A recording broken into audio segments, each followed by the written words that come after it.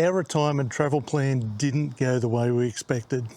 Actually, it fell apart years before it even started. And here's what we didn't see coming. The version that's evolved actually looks better. Not try to make the best of it, actually better.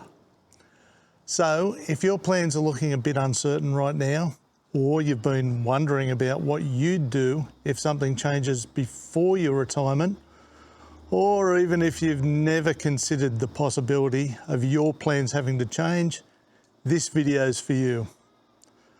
A flexible plan isn't a compromise. It'll almost certainly be the smarter one.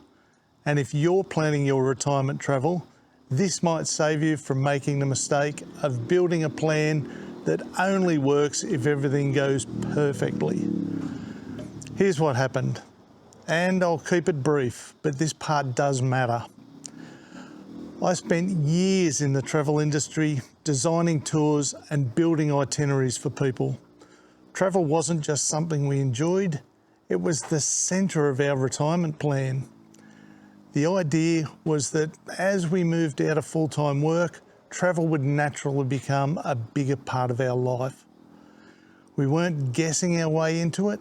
We thought we understood how it all worked. Then COVID hit. And like it did for a lot of people in the travel industry, my position didn't just slow down, it disappeared completely, almost overnight.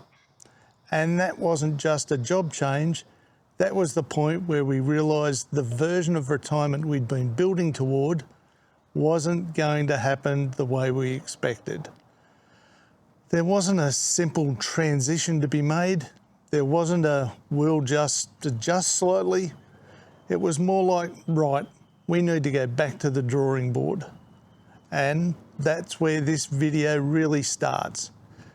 Because what became clear very quickly was that our original plan had one big flaw. It only worked if everything went right. We hadn't even considered the possibility that things might change. And if we're honest, that's how a lot of retirement travel plans are built. They're usually based on everything lining up, the timing, your finances, and the freedom, your health. Even when one of those things shifts, the whole thing starts to wobble. And that's exactly where we found ourselves. So we had a choice. Either wait and hope for things to line up again, or figure out how to make travel work differently. And that's what led to everything we're about to share. And just quickly, even with years in the travel industry, I still got this wrong initially. The changes we made weren't things we planned, they were things we stumbled into because we had to look for other options. And they turned out to be the best travel decisions we've made. The first thing that we realised was we'd been thinking about how long to stay somewhere completely wrong. We used to think covering more ground meant a better trip, more destinations, more variety. That's how you win the travel game. And we travelled like that for years. 2 nights here, 3 nights there, constantly moving. And at that time, it felt productive. But looking back, it was also so exhausting. When we started travelling again under different circumstances, we slowed everything down. Instead of trying to see 3 countries in a week or so, we'd spend 2 or 3 weeks in one region, and that changed everything. We would have seen more places, sure, but we would have experienced a lot less. Because when you stay somewhere longer, you stop operating like travel's a game, won by the person who collects the most cities visited. You find your rhythm, you notice things, you have space in your day instead of trying to fill every hour.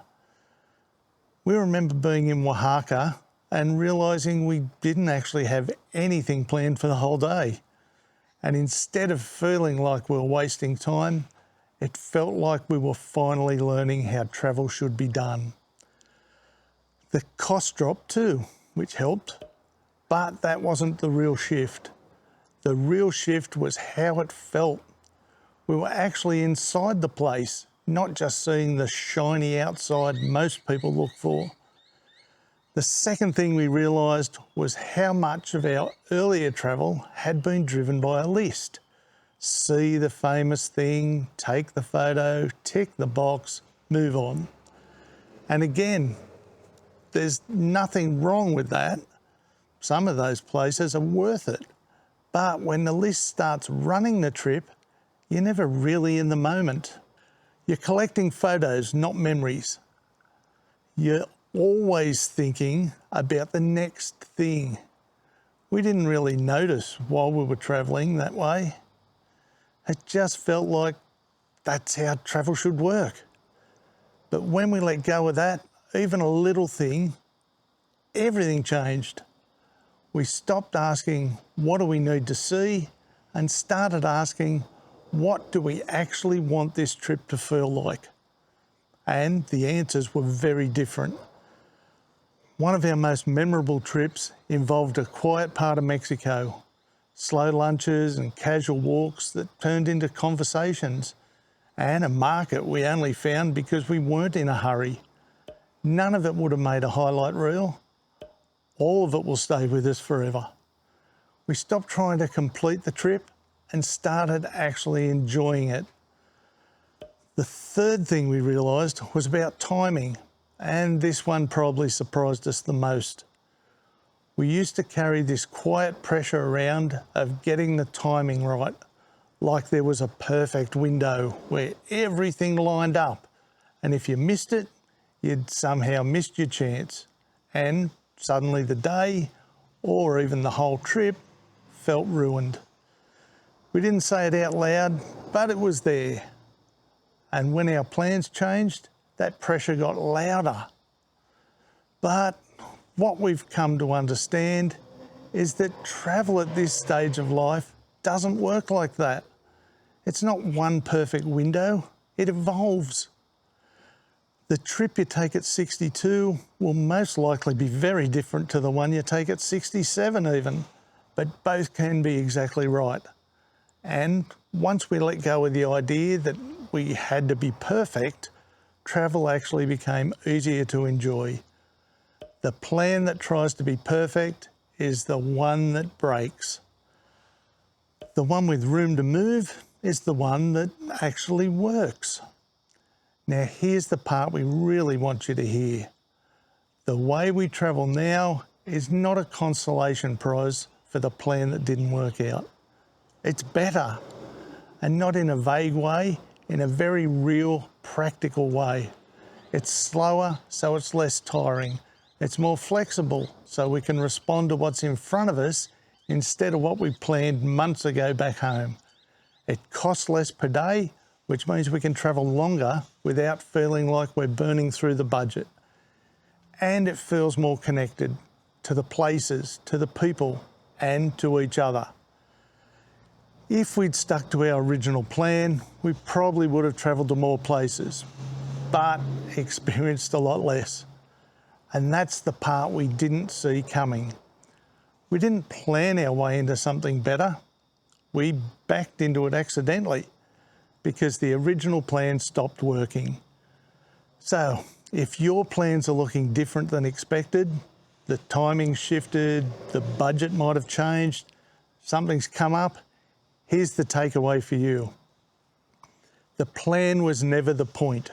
The experience was. And if your plans don't go exactly the way you expect, it doesn't mean your travel dreams have gone. It just means the plan needs to change. You don't need everything to go right. You just need enough flexibility to keep going. Drop a comment and tell us where you're at with your own plans. We read every one. And if this resonated, there's plenty more of this kind of conversation on the channel. Anyway, I think that's enough. I've got some questions to answer in our new Facebook group. Maybe we'll see you there.